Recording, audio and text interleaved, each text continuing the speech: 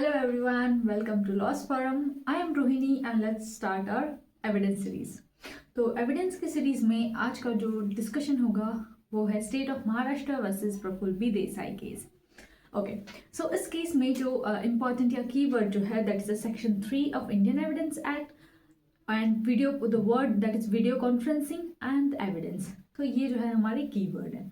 Okay, तो इस case के फैक्ट जो है अगर हम डिस्कस करें तो यहाँ पे एक कंप्लेनेंट होती है जो कि she was suffering from a cancer, और जो उनके जो स्पाउस होते हैं that is a doctor Greenberg USA में. He suggested that the surgery this was a no solution and she would be treated only by the medicine. तो यहाँ पे जो डॉक्टर होते हैं वो क्या उन्हें सजेस्ट करते हैं कि सर्जरी की कोई ज़रूरत नहीं है, वो मेडिसिन से ठीक हो जाएगी करके. और क्या होता है कि वो यूएसए से रिटर्न होते हैं, यूएसए से आते हैं वापस और कंसल्ट करते हैं डॉक्टर प्रफुल्ल बी देसाई को, और वो सजेस्ट करते हैं कि जो ऑपरेशन है वो जो है वो सॉल्यूशन है करके. ठीक है, इंडिया आने के बाद उन्होंने कहा कि उसी से क्योर हो सकता है. देन है जो पीसी सिंह भी है एंड जो वाइफ है they become ready for the operation subject to the condition that operation would be conducted only by a Praful B Desai. तो उनकी क्या कंडीशन थी ऑपरेशन करवाने से पहले कि जो ऑपरेशन है वो सिर्फ और सिर्फ प्रफुल्ल बी देसाई करेंगे, तो ही वो रेडी है ऑपरेशन के लिए. देन ऑपरेशन जो है वो, लेकिन यहाँ पे क्या होता है, ऑपरेशन जो है वो कौन कंडक्ट करता है, ए मुखर्जी. उनकी डिमांड क्या थी कि ये जो है प्रफुल्ल बी देसाई जो है वो उनका ऑपरेशन करे, बट करते कौन है, ए मुखर्जी. और ये देखा गया कि there was a negligence and a wife of complainant जो है वो डाई. तो यहाँ पे जो डेथ हुई है कहीं ना कहीं क्या कह रहे हैं कि नेग्लिजेंस की वजह से जो है वो डेथ हुई है.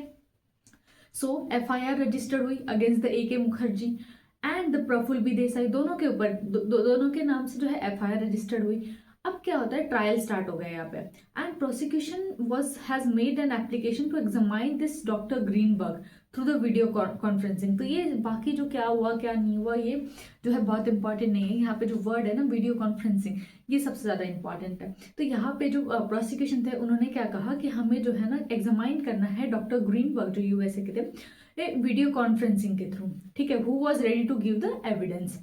अब क्या होता है, यहाँ पे जो मेट्रोपॉलिटन मैजिस्ट्रेट होता है वो ऑब्जर्व करते हैं कि जो एविडेंस है which can be recorded by the video conferencing in a criminal trial. तो उन्होंने बोला कि जो क्रिमिनल ट्रायल्स होते हैं उसमें आप वीडियो कॉन्फ्रेंसिंग के थ्रू जो है एविडेंस जो है वो ले सकते हैं.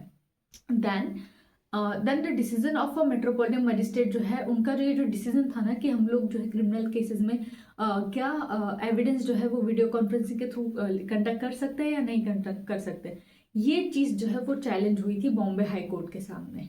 अब बॉम्बे हाई कोर्ट ने क्या बोला कि evidence could not be recorded by the video conferencing in a criminal trial. अब देखिए, मेट्रोपॉलिटन जज ने तो कहा कि ठीक है कर सकते हैं, हाई कोर्ट ने बोला नहीं कर सकते, तो अब मैटर कहाँ जाएगा, सुप्रीम कोर्ट में जाएगा. तब ये जो है एसएलपी स्पेशल लीव पिटिशन के थ्रू जो है सुप्रीम कोर्ट में गए. अब यहाँ पर सुप्रीम कोर्ट के सामने जो मेजर इशू ये था कि क्या let's say whether the evidence include a video conferencing or whether the video conferencing is a virtual reality. तो क्वेश्चन कुल मिला के ये आता है कि जब एविडेंस की मैंने बात की थी anything any state of matter ये सब चीज़ें, तो क्या उसमें वीडियो कॉन्फ्रेंसिंग भी जो है वो इंक्लूड होगी या नहीं होगी. ठीक है, तो नेक्स्ट आगे बढ़ते हैं लॉ पॉइंट्स की तरफ हमारे. ठीक है, लॉ पॉइंट्स की अगर हम बात करें तो यहाँ पे इन्होंने क्या कहा है, what view has been taken by the court in the other countries is relevant. ठीक है, क्योंकि यहाँ पे जो प्रोसिक्यूशन ने जो है वो और दूसरे जो है कोर्ट्स को रेफर किया डिफरेंट कंट्रीज के, तो उन्होंने कहा जो बाकी जो दूसरे कोर्ट्स में ने जो अदर कंट्रीज के जो व्यू दिया है ना वो इररिलेवेंट है. Under section 273 evidence can be recorded in the presence of a pleader. तो 273 क्या कहता है कि एविडेंस जो है रिकॉर्ड कर सकते हैं in the presence of pleader and the presence of pleader is thus deemed to be the presence of accused. So thus the 273 contemplate the constructive presence की बात करते हैं. Then this indicate that जो term है ना यहाँ पे presence that should used in this section and not used in the sense of actual physical presence. तो प्रेजेंस की मतलब बात हो रही है वीडियो कॉन्फ्रेंसिंग में लाइक वो इंसान प्रेजेंट होता है वहाँ पे, बट ये कह रहे हैं कि इस सेक्शन के अकॉर्डिंग हम उसे एक्चुअल फिजिकल प्रेजेंस की तरह रीड नहीं करेंगे करके. And the important thing, law cannot stand still, it must change with the changing social concept and the values. So law must constantly be on the move, adapting the new itself to the fast changing society. तो क्या कह रहे हैं कि अगर law जो है वो कंटिन्यूसली अगर स्टैग्नेंट रहा, एक ही जैसा बहुत ज़्यादा रिजिड रहा, तो क्या हो जाएगा विद द टाइम वो जो है कोप अप नहीं कर पाएगा, इसलिए जो है it should be an organic, right.